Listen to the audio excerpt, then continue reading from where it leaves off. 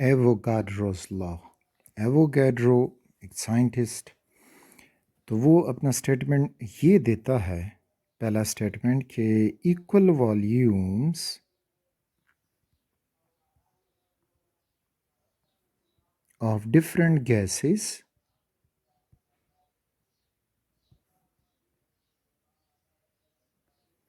contains same number of molecules.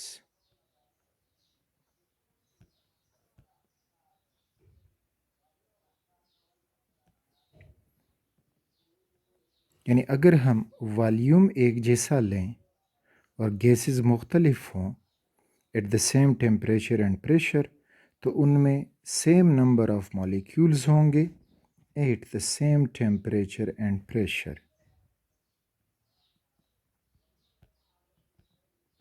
ये इसका statement है। इसको हम दूसरे तरीके से यूं समझ सकते हैं कि अगर हम गैस 1 मोल लें तो यहाँ पे ये हो जाएगा कि 1 मोल of each gas contains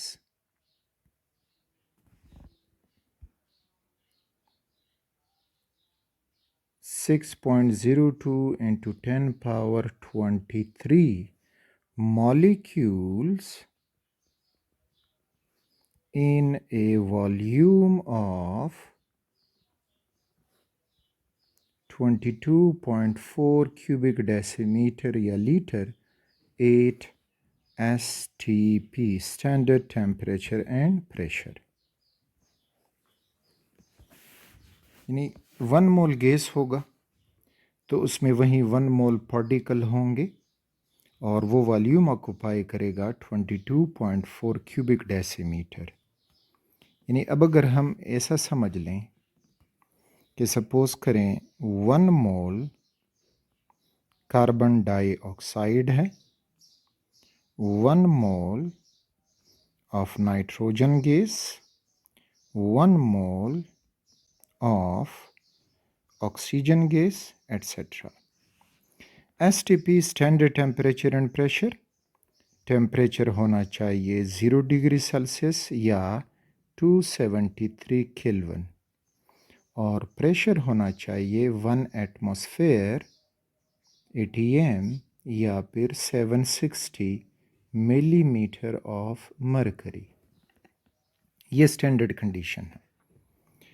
तो अब ये जितने भी तीनों गैसेस हैं सब एक जैसा वॉल्यूम ऑक्यूपाई करेंगे अगर हम टेम्परेचर प्रेशर को सेम रखेंगे। तो 1 मोल कार्बन डाइऑक्साइड होगा 22.4 क्यूबिक डेसीमीटर या लीटर भी लिख सकते हो। Remember, cubic decimetre is equal to 1 litre. इसी तरह नाइट्रोजन भी होगा 22.4 क्यूबिक डेसीमीटर और ऑक्सीजन भी होगा 22.4 क्यूबिक डेसीमीटर 8 STP। तो ये एवोगैड्रोस लॉ है। तो इसमें अब जो ये 22.4 है, 22.4 cubic decimeter is called molar gas volume. It is molar gas volume. अच्छा, अब इसका मतलब ये हुआ कि अगर हम इनके 2 मोल्स ले लें इन्हीं कंडीशंस पे तो ये वॉल्यूम भी बढ़ेगा, डबल हो जाएगा। 3 मोल्स लेंगे तो ये वॉल्यूम ट्रिपल हो जाएगा।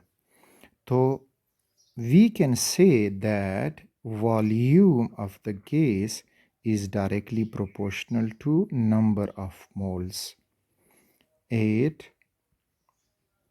STP।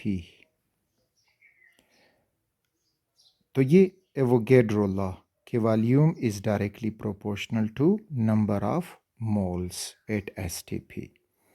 कभी कभी अगर आपसे पूछा जाए कि RTP room temperature and pressure, तो फिर आप याद रखोगे कि एट RTP ये जो मोलर गैस वॉल्यूम है ये हो जाता है 24 क्यूबिक डेसीमीटर। तो कभी कैलकुलेशन को आपने देखना होगा कि कैलकुलेशन में वो एसटीपी का कह रहे हैं कि आरटीपी का कह रहे हैं, रूम टेम्परेचर एंड प्रेशर।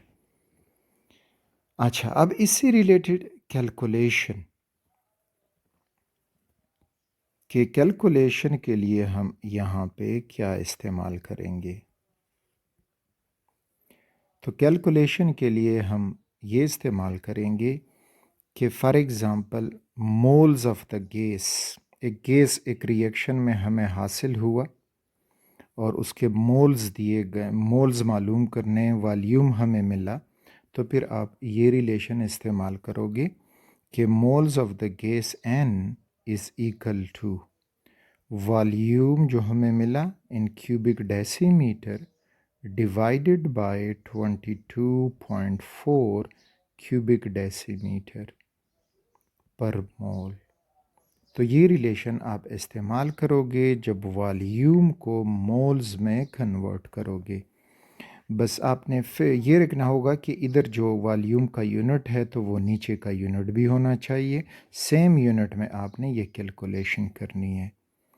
इसी तरह से इसी वॉल्यूम से हमें मास ऑफ द गैस मांगा जा सकता है, या वॉल्यूम को फिर मोल्स में हम कन्वर्ट करेंगे कि मोल्स दिए हैं उसका वॉल्यूम कितना होगा, तो फिर इस तरह के number of moles multiplied 22.4 cubic decimetre per mole is equal to volume of the gas. तो इस तरह से वो given moles of the gas हम वॉल्यूम में कन्वर्ट कर सकते हैं, तो ये उसका कन्वर्जन हो जाएगा। मास ऑफ द गैस अगर हम मालूम करना चाहें तो देखें, ये जो n है इट इज़ मोल्स, और मोल्स मालूम की जाती हैं किस तरह कि given mass in gram divided by molar mass. तो ये हुआ मोल्स के लिए हमने पुट किया, बाकी यही लिख दो कि is equal to volume in cubic decimetre divided by 22.4 cubic decimetre per mole. अब यहाँ से मास फाइंड करने के लिए हम क्या करेंगे कि ये जो कैपिटल M मोलर मास है इसको दोनों साइड पे मल्टीप्लाई कर दें। तो दोनों साइड पे मल्टीप्लाई करने से M ख़त्म हो जाएगा और हमारे पास रिलेशन हमें मिल जाएगा कि mass is equal to volume of the gas in cubic decimetre multiplied molar mass of the gas divided by 22.4 cubic decimetre per mole. तो अब इस रिलेशन से हम mass of the gas find कर सकते हैं। इसी तरह यही रिलेशन आपको दिया जा सकता है कि molar mass of the gas मालूम करें। तो देखें ये m अलग छोड़ देना है, 22.4 जाके मास से मल्टीप्लाइड हो जाएगा और वॉल्यूम जो है डिवाइड हो जाएगा, तो इस तरह से हमें molar mass of the gas मिल जाएगा। तो वेरी सिंपल कैलकुलेशंस हैं इस एवोगैड्रोस लॉ के। So this was about the Avogadro's law.